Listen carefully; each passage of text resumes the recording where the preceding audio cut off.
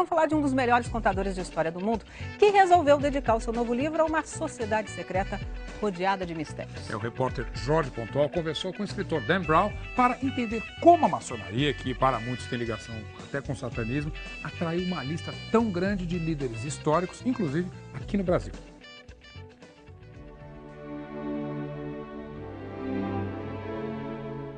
O mistério da maçonaria é o principal ingrediente do novo sucesso do escritor Dan Brown, O Símbolo Perdido. O autor do mega sucesso O Código da Vinci contou ao Fantástico que no livro anterior ele pergunta o que aconteceria se Jesus não fosse divino, mas apenas um profeta. No novo romance, a questão é se o ser humano teria poderes divinos, uma ideia que, segundo ele, vem da maçonaria. Toda a trama, cheia de peripécias, perseguições e surpresas, se passa num domingo à noite em Washington, a capital americana, uma cidade cheia de símbolos da maçonaria. Alguns são bem evidentes, como o obelisco, símbolo da divindade, encimado por uma pirâmide que representa a evolução do ser humano. A influência dos maçons se refletiu na criação da Biblioteca do Congresso Americano, hoje a maior do mundo. Um dos momentos mais emocionantes do livro é quando os heróis entram aqui no salão de leitura da Biblioteca do Congresso Americano, descrito como o salão mais bonito do mundo. Eles estão fugindo de uma equipe da SWAT e se escondem entrando por esta porta. A República Americana foi criada por um grupo de maçons, entre eles Benjamin Franklin, John Adams e o primeiro presidente George Washington. Nós fomos a um dos templos da maçonaria na cidade, onde os murais mostram o fundador da nação com o avental de pedreiro dos maçons, lançando a pedra fundamental do Capitólio, o prédio do Congresso Americano. Dan Brown lembra que o símbolo mais sagrado da nação, que está nas notas de dólar, é a pirâmide da maçonaria, encimada por um olho, que simboliza a sabedoria. Segundo o escritor, a pirâmide, incompleta, sem o vértice, é um símbolo de que o ser humano e o país nunca estão prontos, sempre podem se aperfeiçoar.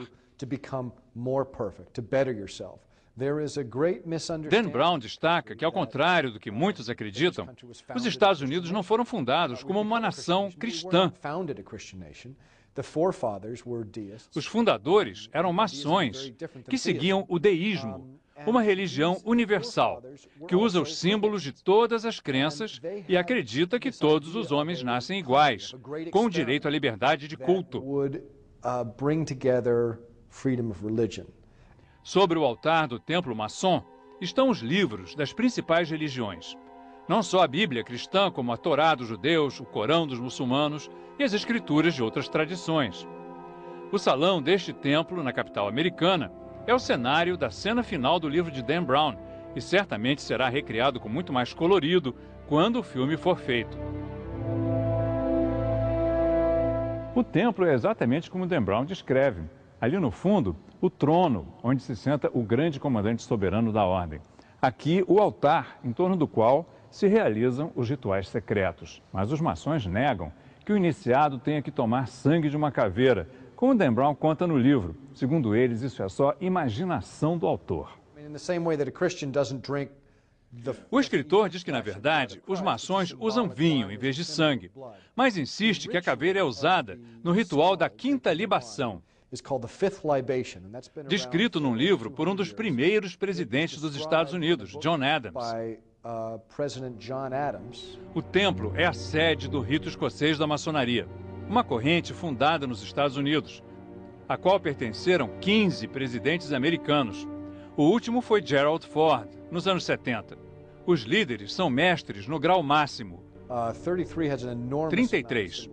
Segundo Dan Brown, esse é um número místico, a idade de Cristo ao ser crucificado e o número de vértebras da nossa coluna vertebral. Muitos, em especial os fundamentalistas cristãos, atacam a maçonaria como um culto satânico. Mas Dan Brown insiste que os símbolos e rituais da maçonaria não são sinistros nem malignos, pelo contrário. Significam tolerância religiosa e espiritualidade universal. Para Dan Brown, o importante é que as pessoas procurem entender os símbolos e as crenças dos outros e tenham menos preconceitos. Start to eradicate some of that prejudice.